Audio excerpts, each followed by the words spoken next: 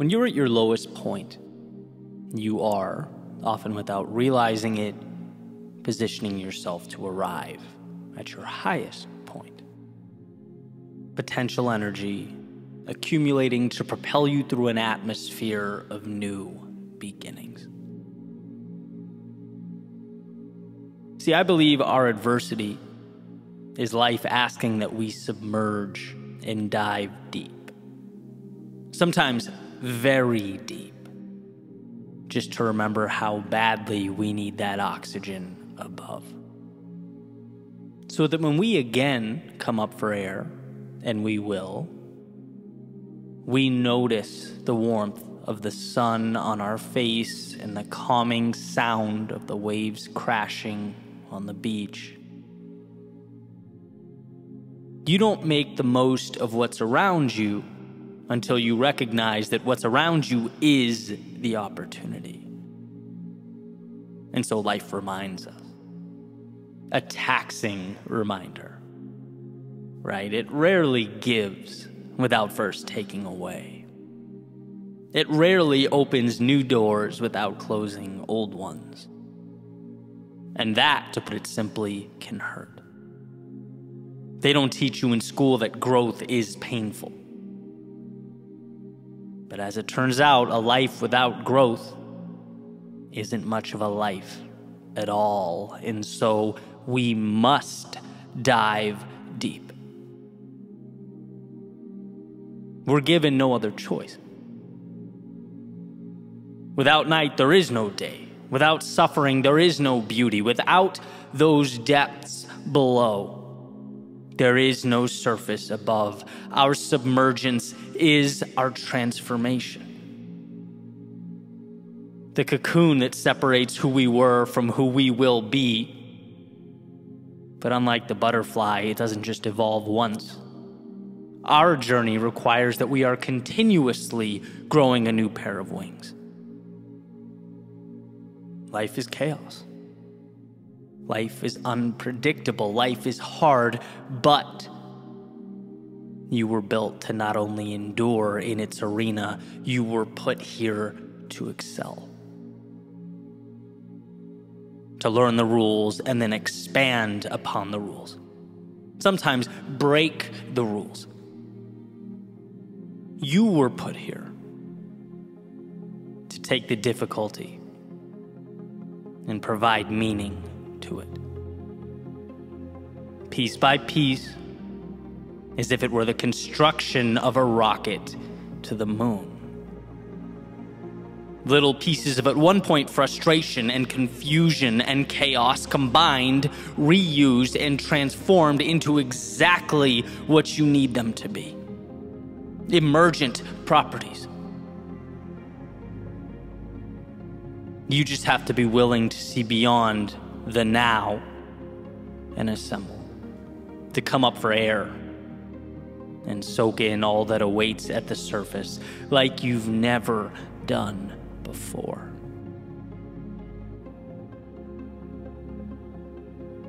The other day, I was texting with a friend of mine.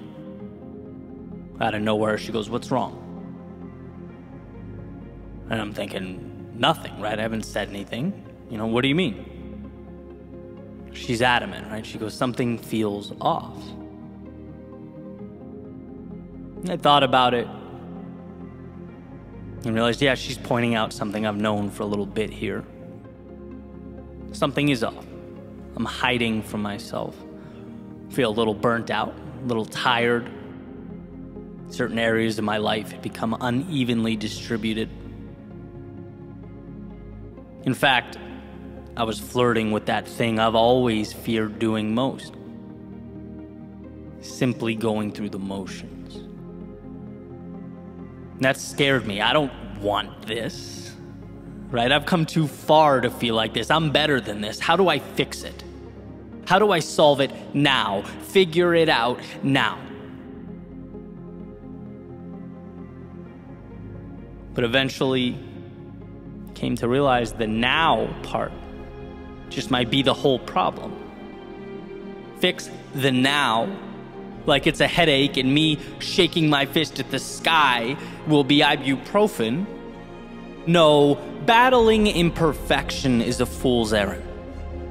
It's setting yourself up for disaster. We are humans, not gods. We are perfectly imperfect. And when something is off, don't fight, listen.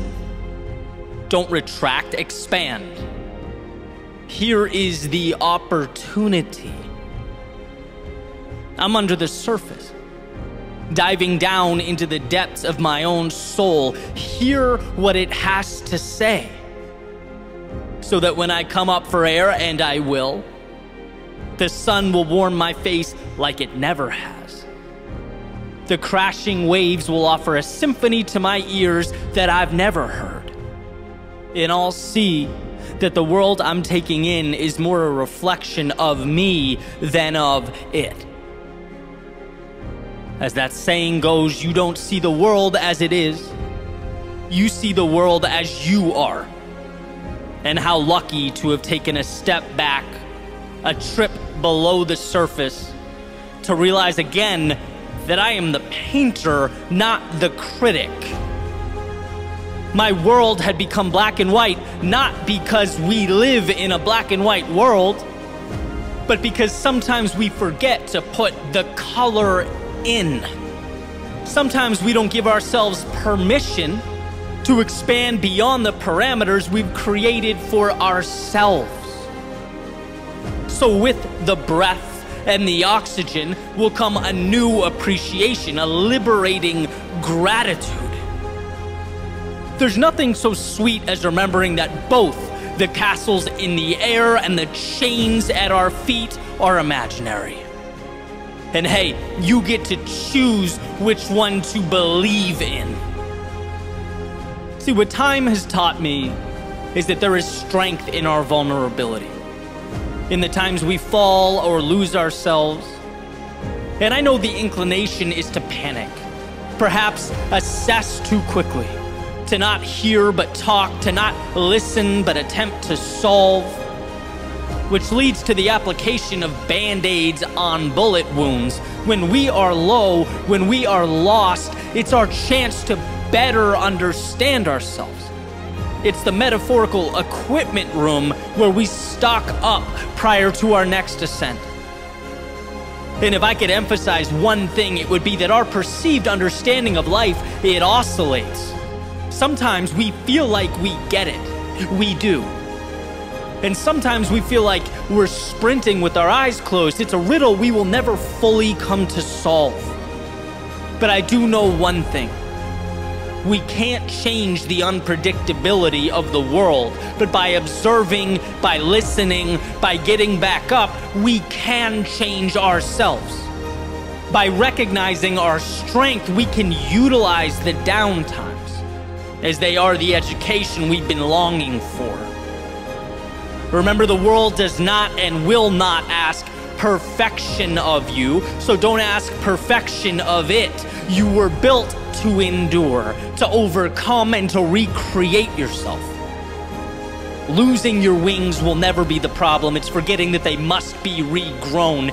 That is the problem. So step out. Rise to the surface of your world and breathe. Take in the surroundings that will become your resurrection story if you let them.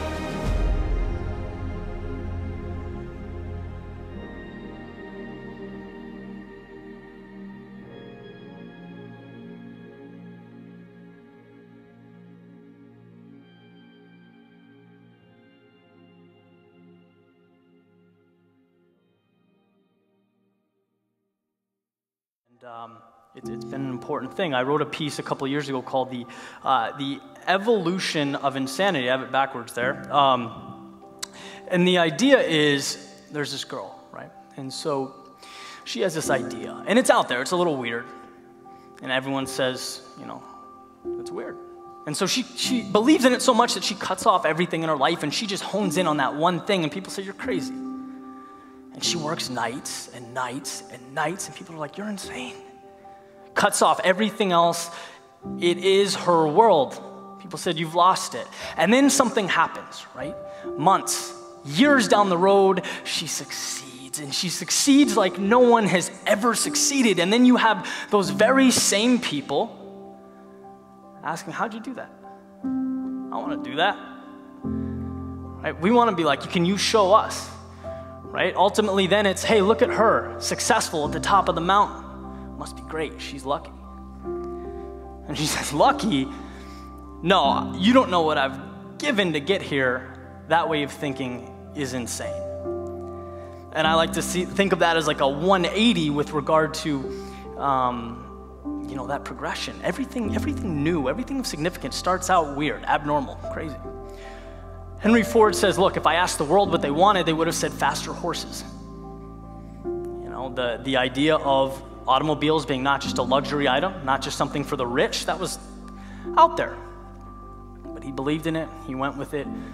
Again, changed the world. I love the scene from Hatching Twitter, where you have the 4 founders sitting around this table, right? And the app has a multi-million-dollar valuation and millions of users, and they're sitting there like, what do we have? Like, is this a news platform? Is this for communication? Is it an electronic journal? What is it? And I just think, like, imagine if they stopped because they didn't know what the future would be like, if they weren't willing to sort of suffer through and carve out their unique place in the world. Right now you have world leaders using it to communicate. You have revolutions starting from the platform. I mean, in 2019, Twitter it will be an important part of history. And so I always think back to that. And the last example I'll provide is Dilbert, where you have Scott Adams. And this guy who has some business background, but he's not Jeff Bezos. And he's kind of funny, but he's not the best comedian in the world. And, he's a decent artist, but he's not Picasso. But you take these things, right? You're bold enough to take these little pieces of what you love and create your own category. And he's changed the course of history, of what we consume, right? Everyone's going to know Dilbert 50 years from now, 100 years from now. So that's lesson number 3. Right? Be unique. Don't be afraid to wander, to make your own category, because that's where the best stuff comes from.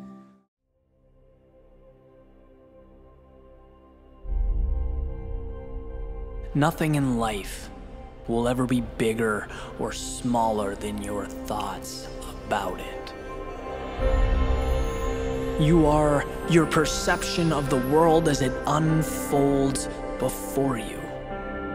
Your mind will either be your single greatest ally or the very reason that you fail.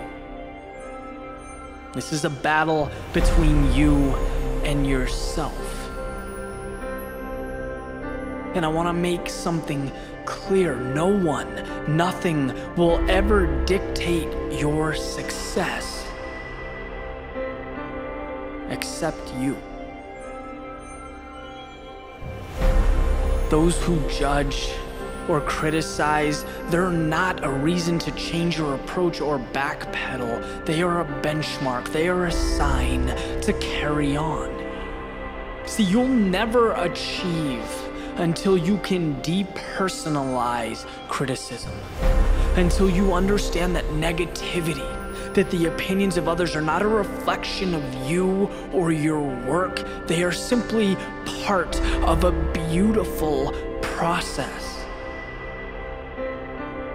Look, in life there are certain undeniable truths.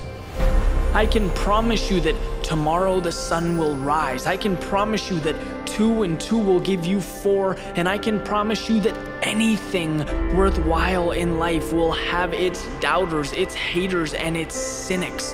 You will have people who want to pull you down before you begin the climb.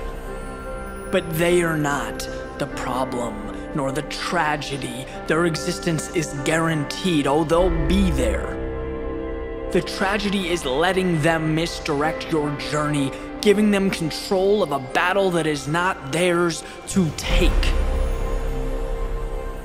You aren't doing this for the ones trying to tear you down or the ones helping to lift you up. You're doing it because it's right for you, because deep down in your soul, you know there's no other reason. There's no other option. You know what your values are, where your heart is.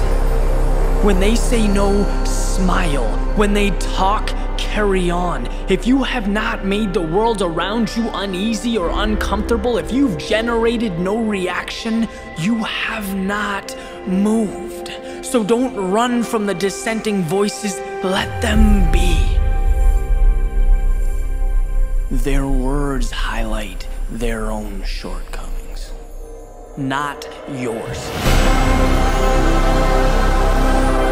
Sure, it will be difficult. Yes, it's an adjustment, but at some point you'll see that the climb was dependent on it. That attempting to satisfy the world around you only leaves you empty, because at the end of the day, you can hide from criticism or anticipate it and keep moving right towards your dreams. Build your castle. There is no need to keep the doubters or the naysayers out. They are no threat to your empire.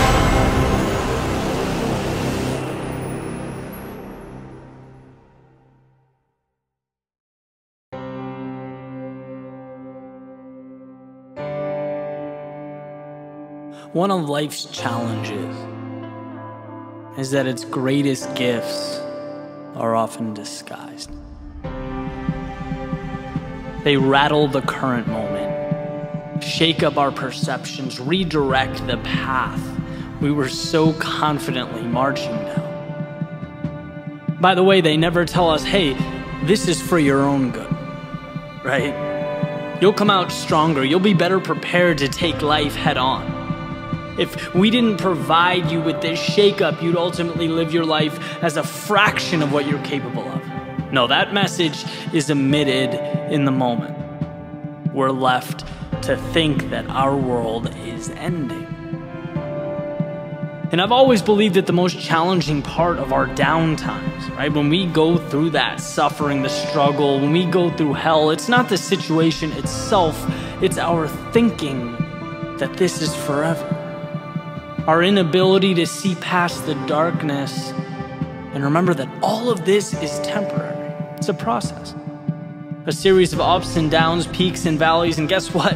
Without the valleys, there are no peaks, there are no mountaintops.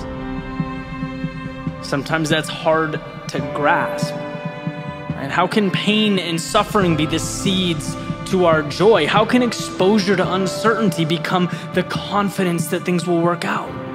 How can loss manifest into the acquisition of the best things that life has to offer? How? Well, because the very experiences we're inclined to avoid are the ones that define us. Like a sculptor creating an image from stone, carving away as we progress through life. I've learned that it's a price worth paying. I'm willing to spend hours, months, even years working alone on something I believe in. I'm willing to be vulnerable, have people I don't know, and even some I do, criticize my vision. I'm willing to give up the comfort of security, of the present moment. Even heartbreak, relationships, there are risks that we take. And when they don't work out or they fall apart, it's a discomfort that ultimately makes you stronger and better equipped for the next one. All of these things hurt, but they bring the upside that isn't a reality when you avoid pain. See, I get that emotionally you're beaten down. I understand you feel lost. I get how hard things can be, but they're not reasons to give up hope. They're reminders of how good things can be when you reach down deep and look beyond the present moment. Maybe you can't see it now, but this will lift you up.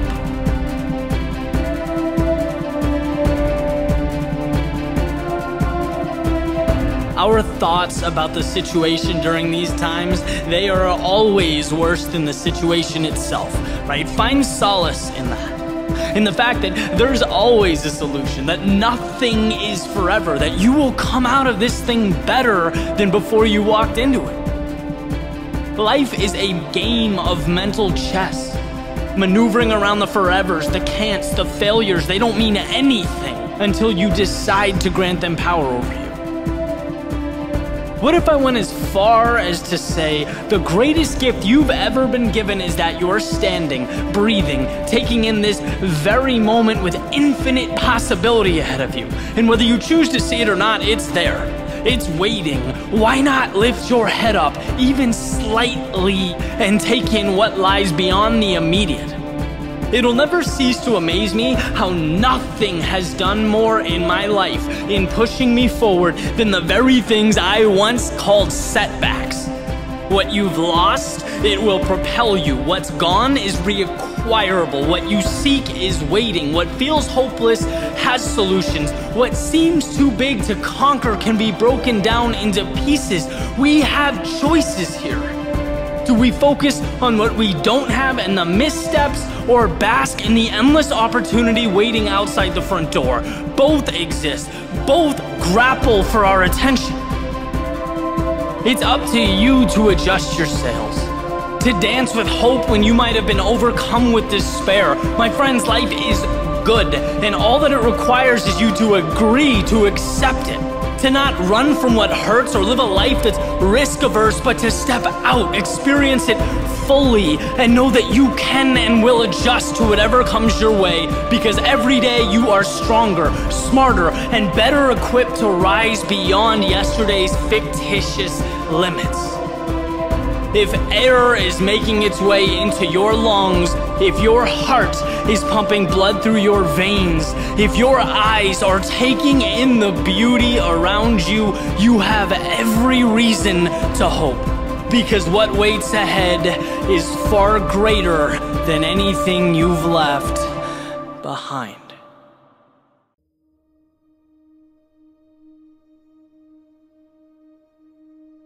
The road to this moment wasn't an easy one. There were times where you thought you knew, but simply didn't. There were plans made that drastically differed from the ones fate had prepared. There were days that made you question yourself, your beliefs, that made you ask, what is my purpose? Look, to live is to have felt these things, asked these questions, to have seen firsthand the discrepancy between what we draw up and how life unfolds. And I think about this discrepancy often. The swings and misses, they hurt. You know, that quick shiver you feel down your spine when thinking about the wrong turns made. The tugging at your heartstrings when reflecting back on things said, or perhaps worse, left unsaid. It's easy to get lost in that feedback loop, letting the past dictate the present, letting yesterday define today. But here's what I've come to see as the truth. To experience the things that make life beautiful, we have to be vulnerable in a way we otherwise wouldn't. Open ourselves up to an unknown that, we could have skipped altogether if we really wanted to. All that pain, all that hurt the past provided could very easily be the reason you shut down, the reason you play small. That hell you walked through could be your justification for never stepping out into the chaos of life again.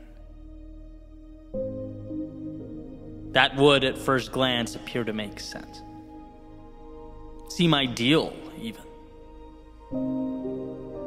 But that pain could also be the reason you look around you and say, after all that, after experiencing everything life threw at me, I'm still here.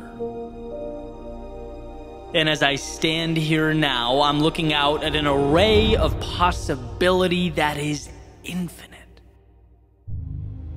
I'm equipped with an understanding and a worldview that was once foreign to me. I'm armed with a perspective that has changed my life for the better. By stepping out into the often dangerous, brutal, unforgiving world, I have elevated myself. And that has made all the difference. And while it may feel intuitive to run from a reiteration of yesterday's pain, it's wisdom that urges us to instead use that pain as a multiplier.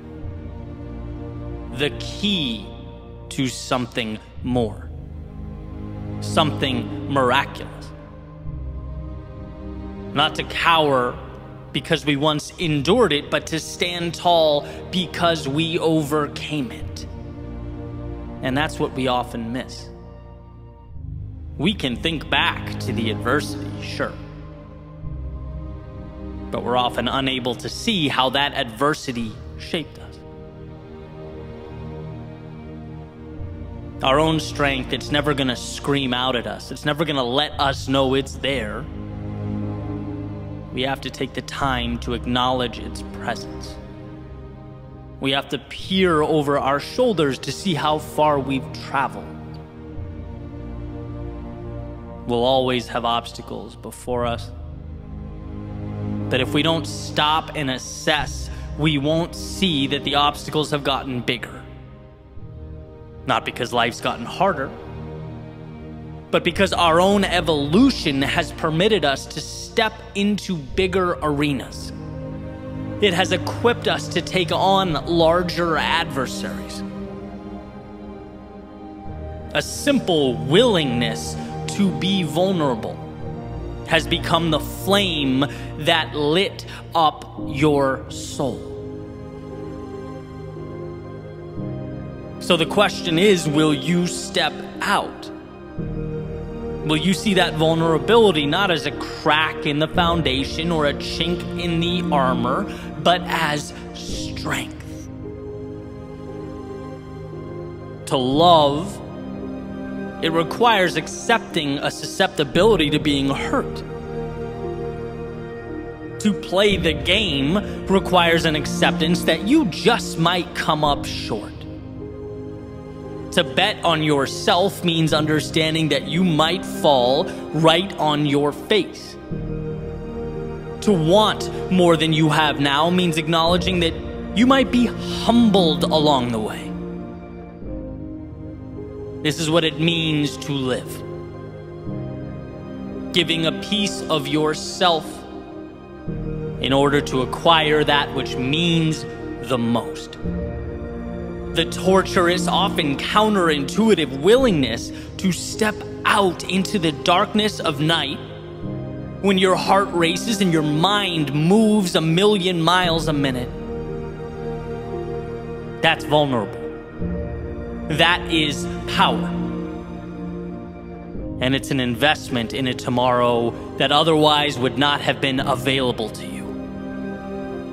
You are not your past. You are the wisdom derived from its lessons, the courage removed from its trials, and the hurt, that hurt that was perhaps at one point the only thing you felt. It's not your reason to shrink into yourself.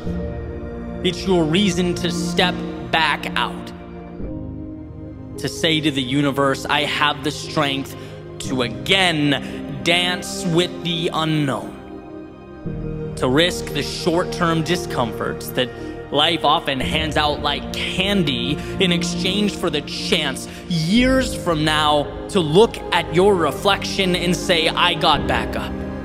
I did the hard thing. I followed my heart.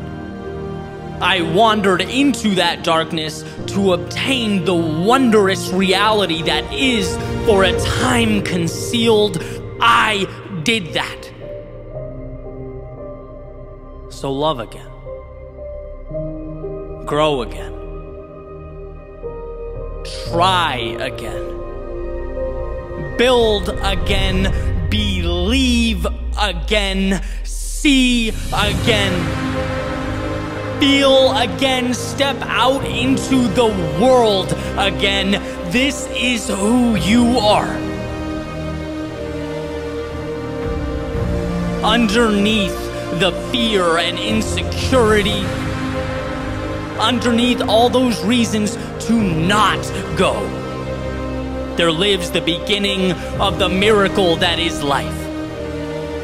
And it won't be easy. The timing will never feel perfect, but the question will always exist. It will always exist within an arm's reach of where you stand. Can you be that vulnerable? Can you be that courageous? And not just when things are going well, but amidst the turmoil, the chaos, the self-doubt, when your memory only wants to play highlight reels of where things went wrong, where you swung and missed. Will you choose to see those moments not as the chains that confine you, but as the strength that elevates you? Will you be vulnerable enough to give away some of you in order to expand and transform all of you?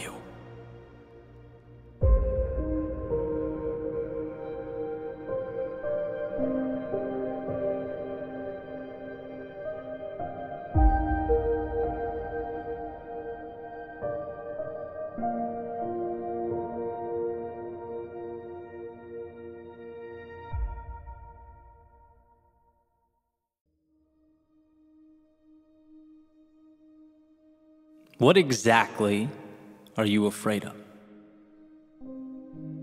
What's holding you back?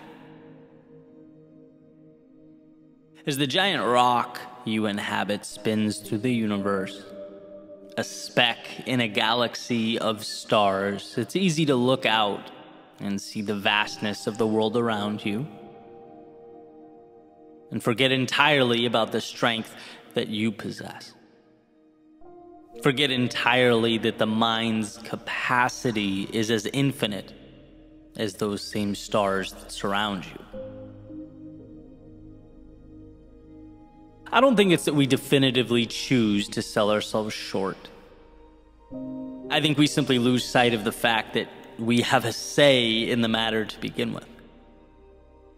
Our fears keep us wishing. Our insecurities keep us hoping. We stay standing still when we should be moving forward.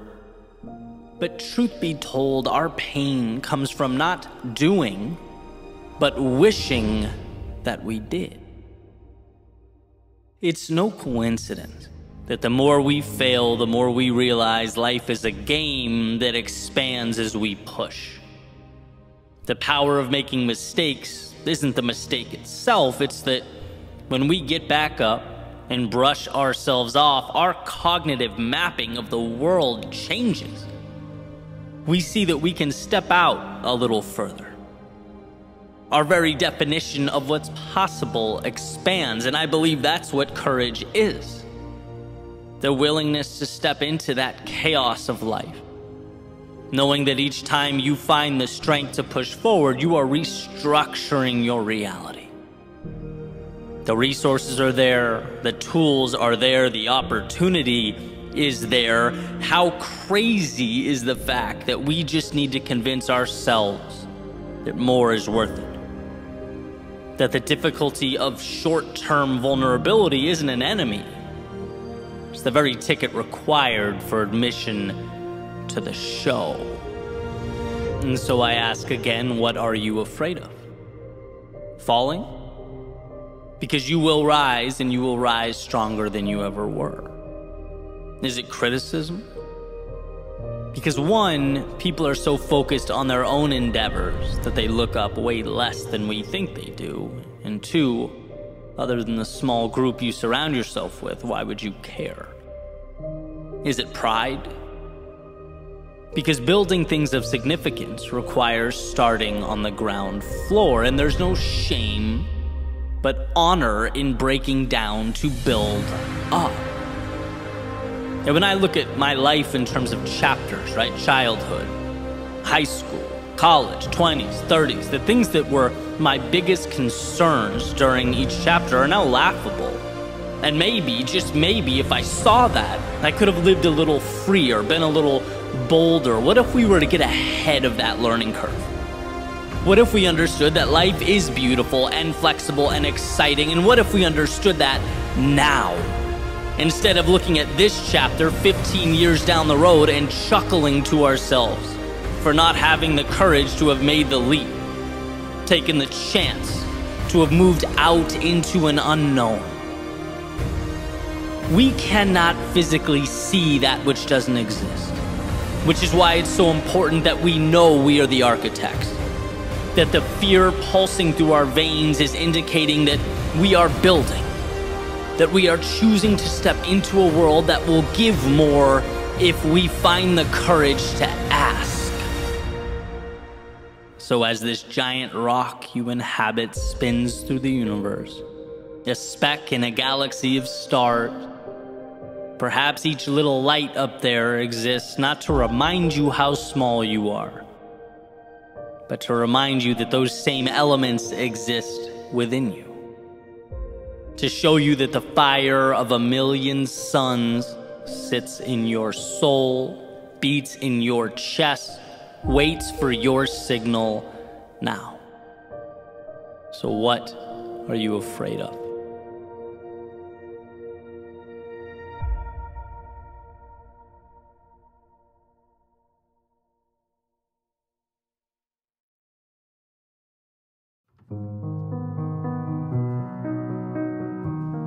There's a quote attributed to H. Jackson Brown Jr. He says, "Nothing is more expensive than a missed opportunity." I tend to agree with this. I also think it's interesting that these missed opportunities are also the most difficult, if not impossible, to quantify. Right, so if you think about our common understanding of progress or growth, it's a sacrifice, right? It's doing X brings us Y. Doing the work gets the result. It's a simple formula, and you can show your proof. You can work backwards, right? I started working out 1 hour a day 6 months ago. This is what I look like now. The cost was 1 hour a day. The result, well, this is what I look like now. But what's the inverse of that thinking? What's the cost of not doing the work or starting the journey or taking the steps? See, we don't think about that. We don't think about the opportunity cost. Our instinct is not to question the actions we don't take. I was listening to an old lecture from Jim Rohn, who I love because he's such a practical thinker. He's got ideas you can literally, plug right into your life. And he had an amazing point. He was talking about a conversation with an old friend in which he asks his friend, who apparently watches a lot of TV, he says, "Hey, what does that TV cost?" His friend says, "Well, I think it's like $500. Jim says, "No, I don't think so." His friend says, "Yeah, I bought it, $500. He says, "No, I think it's costing you about $40K a year." Why? Well, not because of what he paid for the item, but because of the opportunity cost. What his time using that TV could be reallocated to. That's what's so incredible about that point. It's like, just because you don't have something doesn't mean you aren't in fact losing out on it. Time is our most precious of commodities. Its utilization is the gateway to transformation. It should be protected. And, the intent of the message is not to walk around panicking about every second, of every minute, but more being aware holistically how recklessly we use our time. I don't know if you've ever looked at the screen time usage on a cell phone before going to bed at night. It's terrifying. Right? Some of it was necessary, but a lot of it wasn't. And what does that cost? What does 2 hours a day of not moving towards a dream or goal cost you? What about when it accumulates and it becomes 14 hours a week, or roughly 56 hours a month, or times 12, 672 hours a year? I mean, these numbers start to get eye-opening. Right? All it takes is a little awareness, and we see how often we dispose of time like it's valueless. Everything we do has a cost, because in doing it, we are making a decision to not be doing something else with that time. And again, I believe in balance. I want to emphasize that. I'm not suggesting that we walk around like robots, clocking in, clocking out, checking boxes so that we don't ever waste a minute, right? As the great Keith Urban says, the best days of my life were all that wasted time. You know, we should explore and enjoy and love and laugh and experience life. But that awareness makes us more intentional with those pursuits. With our work time and our play time, it forces us in a way to prioritize, to ask ourselves what we want. Instead of only looking at progress like this vending machine where you put in X and Y comes out. Well, we can ask ourselves, what happens if I don't put in X? What happens if I keep it in my pocket? What won't come out? What could have existed that now won't? See, just because you don't see something slipping away, that doesn't mean that it isn't. And the immediate, the world in front of you, unfortunately, it won't remind you of that. That's a bell you have to ring yourself.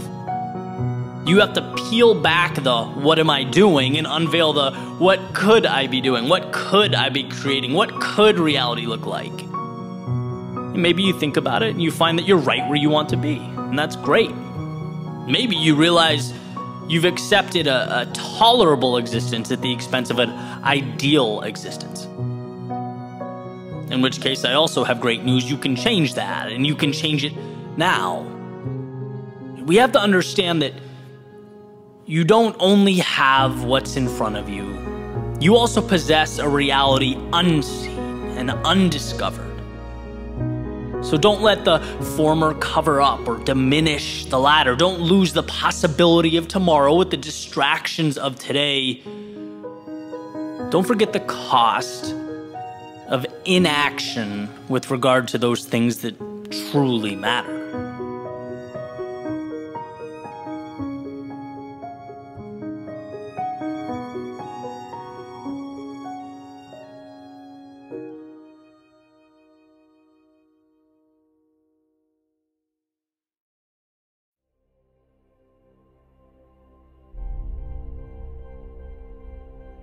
What are you willing to endure?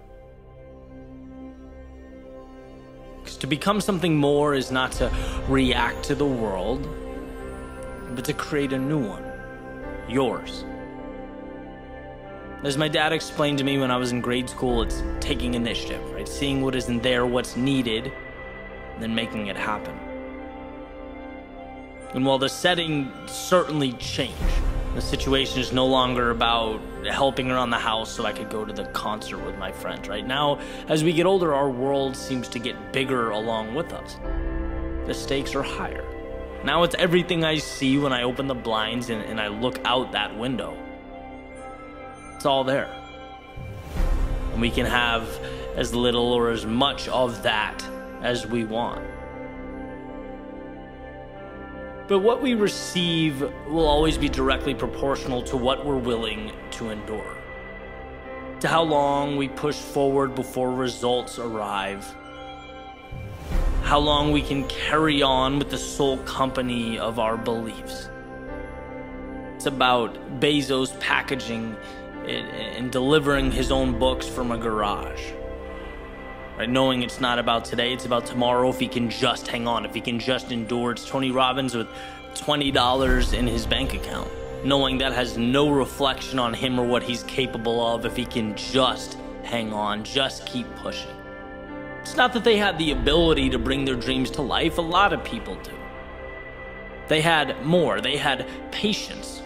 They had the discipline, right, to remain calm and collected. That's nerve-wracking. That can be unsettling. They had the ability to be focused, to remove all the noise around them, the doubt that stops people before that desired payout is achieved. And one of my favorite ways to look at this concept of growth is a little anecdote about lily pads in a pond. And basically it's posed as a question, right? So the lily pads in this pond double in size every day. And by day 30, the pond is completely covered in lily pads. So then what day is it half covered? Like, that's the question. And a lot of people, instinctually, they say, oh, okay, day 30, half of 30 is 15. So on day 15, it was half covered, but that's wrong. They're doubling every day, which means the pond wasn't half covered until day 29 and only a quarter covered on day 28. And the reason that's important is because that means on day 1 through 27, those lily pads were growing, they were working, they were moving, yet they occupied less than a quarter of that pond. All that work for a result that was barely visible. And then at the very end, right, the payout becomes exponential, and that's what success is. That's what it means to pursue anything of significance. It's days, months, years of unrecognized work, of marching forward, covering ground when no one knows or cares or believes except you. That visualization is your sweet spot, but like we all know, easier said than done, right? This is an incredibly challenging thing because we get impatient and our pride starts to hurt. We become tempted to jump to something different or easier. We don't hang on long enough to hit day 28 or 29 or 30. When things really start to evolve. It's like James Clear's metaphor in Atomic Habits, right? Where you have an ice cube sitting in a room and it's freezing and you start slowly shifting the temperature up. You don't see anything going on with the ice cube. Not until you hit that 32-degree mark. But there are things happening when it goes from 26 to 27 degrees and 27 to 28 and 28 to 29. Those little molecules are moving and bouncing around. But then boom, suddenly it hits that mark and it changes rapidly right in front of you. But that's why this single shift in perspective changes everything. It's not about right now. You're doing this for the exponential growth to come. You're believing, you're laying the groundwork to what I call the overnight success period. When the world finally recognizes and goes, who is this? Wow, that was quick. Maybe they have no idea about, day 1 through 27. They don't know about the effort and the mental gymnastics. They don't know how many times you had to talk yourself out of quitting or out of rationalizing a day off. They just don't know the road you took to get there, and that's fine. In fact, that's the beauty of it all. You not only saw it first, but you brought something beautiful to life. By enduring turmoil, by navigating discomfort and chaos, you have become the maker of a new universe. Your universe. Because you stood there, because when others would have ran, turned back, you endured.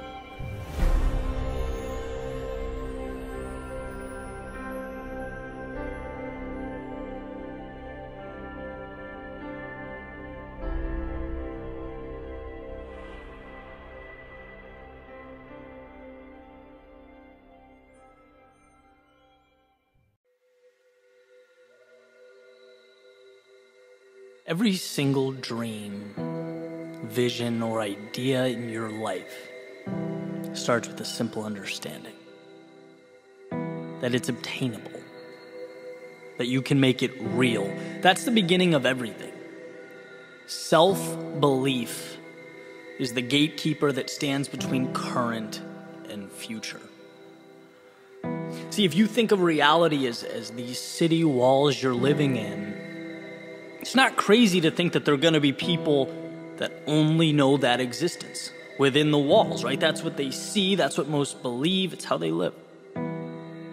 It is only self-belief, a confidence in something greater outside those walls that opens the gate, that expands your reality. And if you don't believe anything good exists on the other side, why begin? If you don't think you're capable of getting there, why start? And this formula is simple, right? Let's not overthink it. We only move towards outcomes that we believe to be possible. And that's more important than ability, skill set, strength. I mean, you name it. Believing in yourself trumps all that. Because the person with an inferior skill set, maybe an average natural talent, but they believe in something and they move towards it. They give everything for this idea. They know it to be true. They'll always beat the talented person that's unsure, that procrastinates, that has one foot in and one foot out. And if you don't believe in yourself, you're building a city on sand, because I'll tell you what, great things, they're great for a reason. They're in rare supply, they're limited, which means not everyone can have them. Which means those who do have them have to fight for them, have to deal with being uncomfortable, have to give more, sacrifice more, pay a steeper price than the masses. And if you don't look in the mirror, stare yourself in the face and know you are one of those select few, what's going to happen when life kicks back at you? You'll fold. You'll resort back to what you know. You'll flee the battle for safety, security, and comfort. But when you know your movie ends at the top of the mountain, when you know at the end of the day you're going to cross a finish line or hold a trophy, your brain internalizes conflict differently, very differently. For someone with self-belief, obstacles don't make you wonder if you should keep going, because you already know you have to keep going. I mean, come on, you haven't arrived yet. There's still a road to travel. No, in this situation, obstacles simply prompt you to ask how. How can I get through this? And that's the small discrepancy that changes everything. Because at some point, you'll look to your right and you'll look to your left and you'll find very few people get to the how question. They all stopped at if. I wonder if I can do this. I wonder if I'm capable. Well, they'll never know. They'll never see that sunset beyond those metaphorical city walls, because they never truly believed in themselves. They never opened that gate. Look, I went through 16 years of education without a teacher or professor telling me, Eddie, 99% of life is just believing in yourself to figure challenges out as they come, to figure life out as it comes. That's it. Only X% make it through law school. Only Y% succeed at this and that. That's what you hear. But no, none of that matters. It's simple, it's simple, it's simple. Most of the world quits when things get challenging. If you don't, if you have the courage to believe and trust in yourself, you'll succeed. Why? Because you won't stop until you find a way. That's the power of self-belief. It's not quantum physics. It's not complex. You know, at one point, I didn't think I could make a living outside of a cubicle or office building. Then I saw others do it. And for the first time in my life, I believed it was possible. I changed my actions to support my beliefs, and here we are. At one point, I didn't think certain financial goals were reality. I didn't know about a free, flexible lifestyle. I wasn't aware of the type of relationships that would change my life. Why? Because they existed outside those city walls. I didn't believe they were real. I didn't believe in myself to create them, to make them in my own life. But with the change in belief comes a change in reality. You will always follow through on who you believe you are. So let's go back to that mirror visualization. At some point today, look at your reflection and think about nothing but what I'm about to tell you. Everything you need, you have. I promise you, you are equipped to change your life, the lives of everyone around you, and the world in which you exist. So take that fact. Feel it and never ask it again. From now on, the question is how. Your fate is not a coin flip, it's a puzzle. It's about arranging the pieces. And those two eyes looking back at you are more than capable of figuring that out. Ask simply, do you want it? And if yes, open that front door, take that first step, and inject yourself into a journey that will be unlike anything you've ever experienced before. A journey where you have the answers, the aptitude, and now the self-belief. And when you find yourself in the lowest of lows or the darkest of nights, find solace in that fact that will be more than enough to get you to dawn.